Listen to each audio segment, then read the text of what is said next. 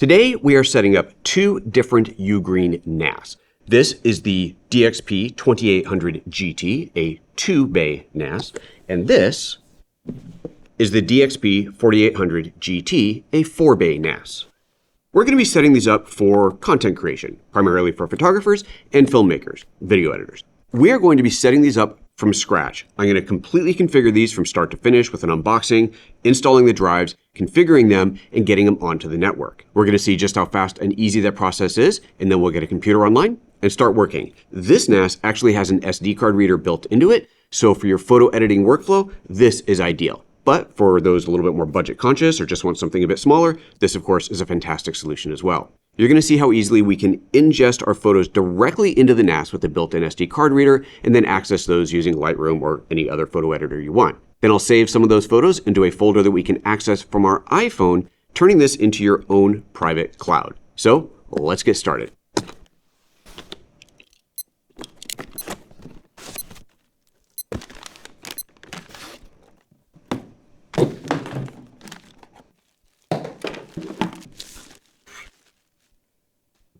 All right, the DXP2800 GT includes, of course, the 2-bay NAS, an HDMI cable, that's so you can run this as a media server. Not a feature we're going to be looking at today, but it's something that you can do.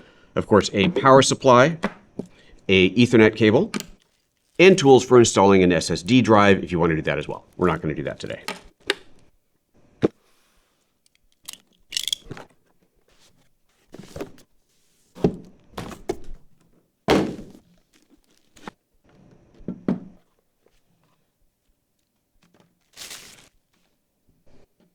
And the DXP4800 GT includes, of course, again, power supply, two Ethernet cables because this unit actually has dual 10 gigabit Ethernet on it. Very cool. Again, HDMI, the tools you need to attach an SSD, and two tiny little keys for locking the front door on this. And of course, the manual, which we'll see if we even need them. I suppose we'll need some hard drives for this as well.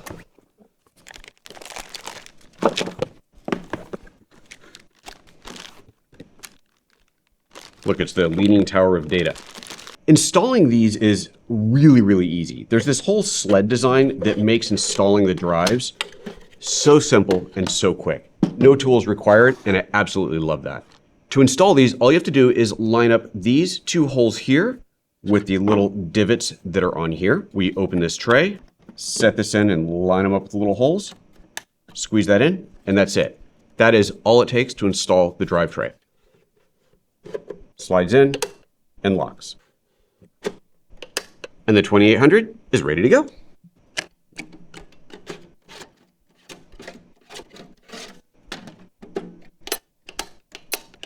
And both of them are ready. Now I gotta find a place to plug these into and we'll get started. I actually decided to just configure one. You don't need to see me configure both of them right now. The configuration is the same, so I'm gonna set this one aside. We're gonna focus on the 4-bay. Power button. And that's it. It is now self-configuring.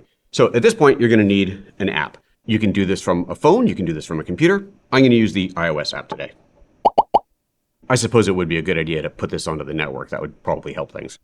Now, the switch that I have here at my demo desk is not a 10 gig switch. So it's on a 1 gig network right now, which is, of course, fine for configuration and for all use. If all you're going to use this for is as a cloud server or simply to back up your data, then the 1 gig connection is perfectly fine. If, however, you do want to do live editing from it, editing video especially, but even for photos, then it is a good idea to get a 10 gigabit connection going. Now, you can do that a couple different ways. You can invest in a 10 gigabit switch, which means that all of your 10 gig systems can plug into that one switch and all talk to each other. Or you can connect this directly to your computer using a smaller, more affordable 10 gigabit converter. Most computers don't include 10 gigabit on them, but for those that do, then it would just be a direct connection. It's very silent. I keep making sure, is it on? No, it's on. It's quiet. There's the new one. There we go. Tap on register. We'll name it. I'll just leave it at the default name. I agree. Set the admin account. Shh, you can't see my password. Why bind an email address? Access anytime, anywhere, and instant notification of issues. Sounds like a good idea. And now it's being configured. Estimated time remaining, 20 minutes.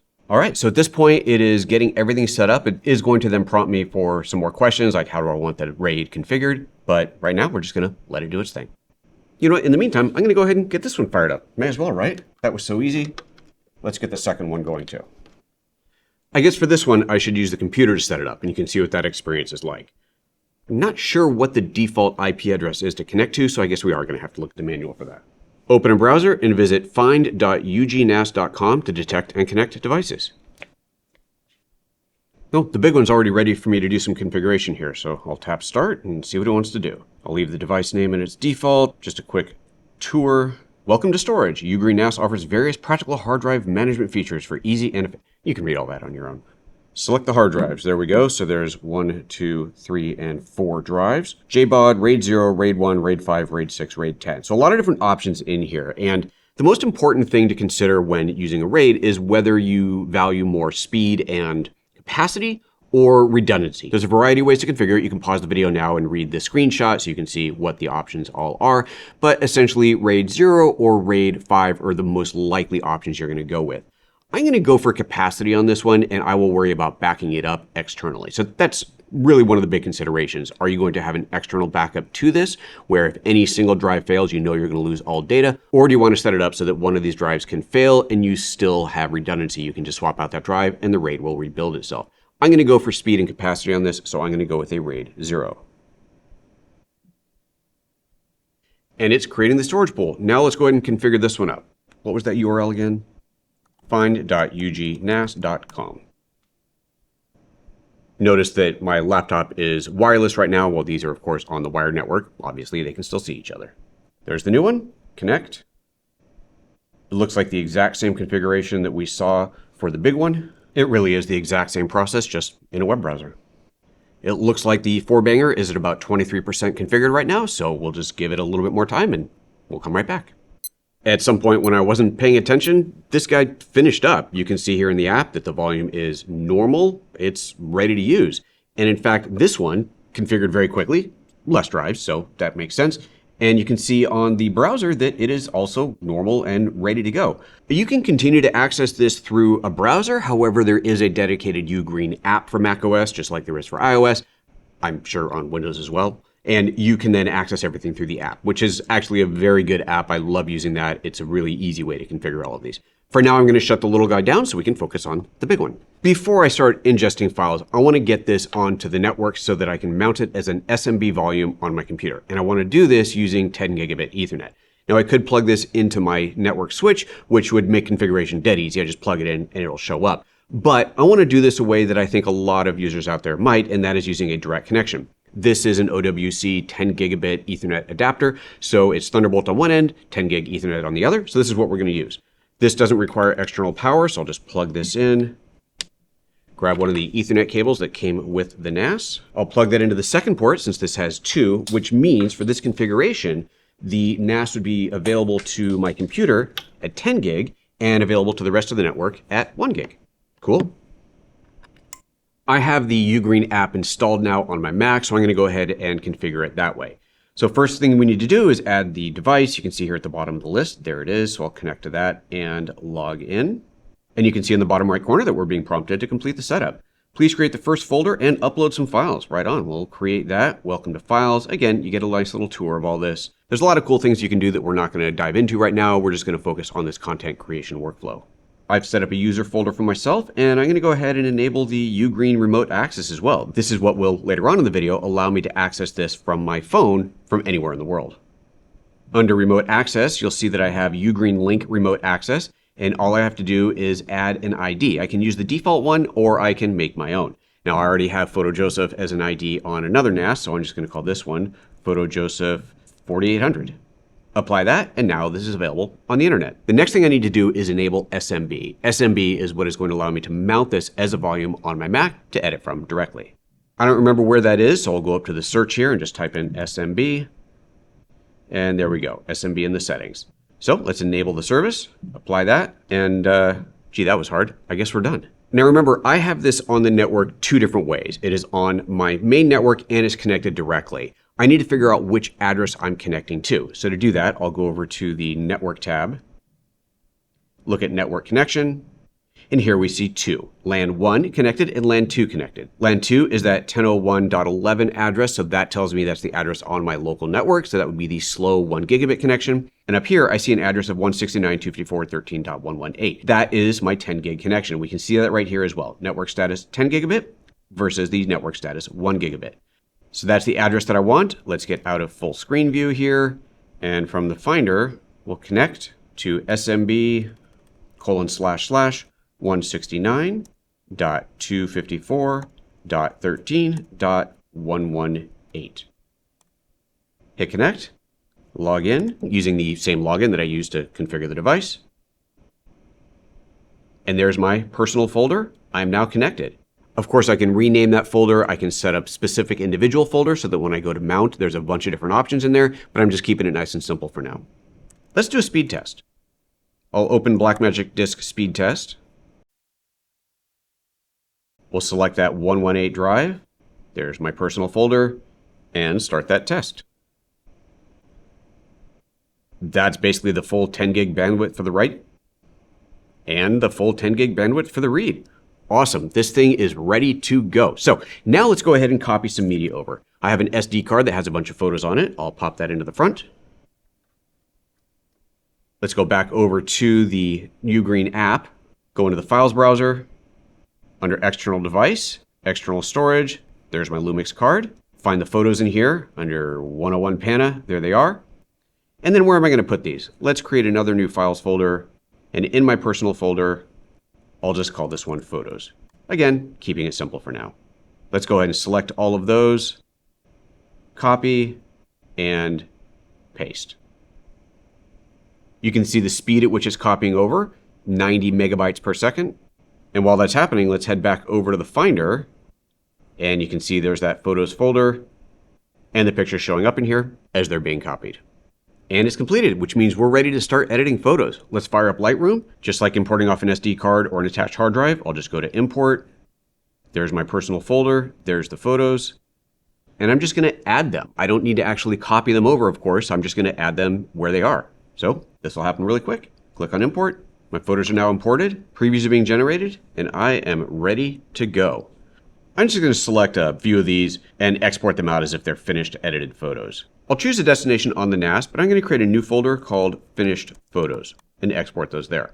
Now that those photos are exported, let's see how I can access them from my phone from anywhere in the world. Now, first of all, to make sure that we are connecting over a cellular connection, you can see that I have disabled my Wi-Fi. And at the account login, I'm going to type in that UGREEN link ID that we created earlier. That was PhotoJoseph 4800. So we'll go ahead and type that in and connect. And there we are. We are connected over cellular to the NAS. Now I'll just go into the Files folder and Personal folder, Finished Photos, and there they are. Let's switch that to an icon view, and there's my pictures. But browsing through a file folder system to look at your photos isn't really ideal. You want something that's more like a Photos app. So of course, UGREEN has that as well. If I go into the App Center, it prompts me to install a bunch of things. I'm going to go ahead and install all of them. And if we look over at the computer that's still connected to the NAS via the UGREEN app, we can see that the Photos app has been installed on here. Because what you've actually done by installing the Photos app via your phone is not installed an app on the phone. You've installed an app on the NAS. So we are configuring the NAS via the phone remotely. So cool. I can configure it on the computer, or I'll go ahead and finish configuring it here on the iOS app. And just like that, I now have a nice Photos browser view of the pictures on my NAS. This is showing me all the photos that I've copied over, but maybe I don't want to have access to everything. I just want to see my finished photos. So we can configure the app that way as well. I'll go into the settings. Under folder scope, we can see the Photos folder that is automatically selected.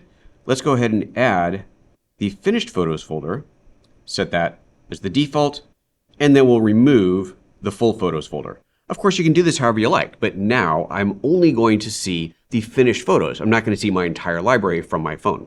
Pretty neat. Go back to the library, and there we go, those finished photos. If we go back into the settings, you'll see there's all kinds of other things we can do, like adding image location information. You can also enable a series of AI settings, like people recognition, text recognition, pet recognition, and so on. Now, the important thing to understand is that when you enable AI, you're enabling it on your NAS. This is a local AI. The UGREEN NAS is not uploading your photos to some cloud service or some server somewhere. It is all being handled locally. So this is your own private cloud with your own private AI. Nothing else can access it, just you. Now you've seen how quickly and easily you can set up and configure the NAS, get your photos on there, start editing right away. Let's do one last check. I want to copy over some big video files and see how well those play back. Not just any video files, but ProRes files and multicam. I've already got those video files on this USB drive, so we're going to go ahead and plug this guy in, copy the files over. Once again, go into the Files Manager. I have two external storages connected right now, the SD card and the USB drive. So there's the USB drive. I'll just select all of those, copy, and let's go into that personal folder, create a new folder. We'll just call this one Video, and paste those in. While that's copying, let's take a look at some of the other configuration options you have. So here's something called Shared Folder. This is the most likely way that you would use this if you're using your NAS in a shared environment. If it's just you, then the way I set it up here is perfectly fine. But if you're going to be sharing media with other people on the same network, then you would configure a shared folder. That's as easy as creating a folder in there and enabling sharing. And that's all there is to it. Give permissions to different users with different logins, and there you have it. Full control over who has access to what media. We can see the status of the file copy here. These are big files, I think about 400 gigabytes, so we're going to let that copy and we'll come back in a minute. That file copy has completed. Now, that was a lot of data that copied over and is going to take a big portion of this small setup that I've got here. But this 4-bay NAS can be configured to hold up to 144 terabytes. So whatever data storage capacity you need, this can probably meet. The little guy here, the 2-bay NAS, can be configured for up to 80 terabytes of storage. And one of the really cool things about UGREEN in general is their drive compatibility. Unlike some other manufacturers where you have very, very specific and a very narrow range of usually quite expensive drives that you can only use in these NASs, these UGREEN NAS can work with a lot of different drives. If you look at their website, there's a huge compatibility list, but in general, almost any drive will work in here. All right, now that the files are on there, let's fire up DaVinci Resolve and see how this looks. I'll go to the media page, and here under my personal folder, there's the video folder that I created, and there's the 4 files. So I'll go ahead and add those in. Set the input color space, create a multicam clip, and create. Add that to a new timeline. Let's go to the multicam view, and there you have it. All 4 streams of Ultra HD ProRes files, 25p, playing back at 25p. This NAS is fast. This is, of course, thanks to the 10 gigabit connection, which again, I've configured as a direct connection, or this can run through a 10 gigabit switch. That's everything that I wanted to show you. As you can clearly see, these UGREEN NAS are fantastic for content creators. Whether you're doing photography or video work, this will fit the bill. Now, I saved the best for last. If you want to get a 20% discount off of either of these NAS, check the link below or scan the QR code on your screen. If you're watching this on your phone, just take a quick screenshot and then tap on the, you know how it works. All right, guys, thanks as always for watching, and I'll see you in the next video.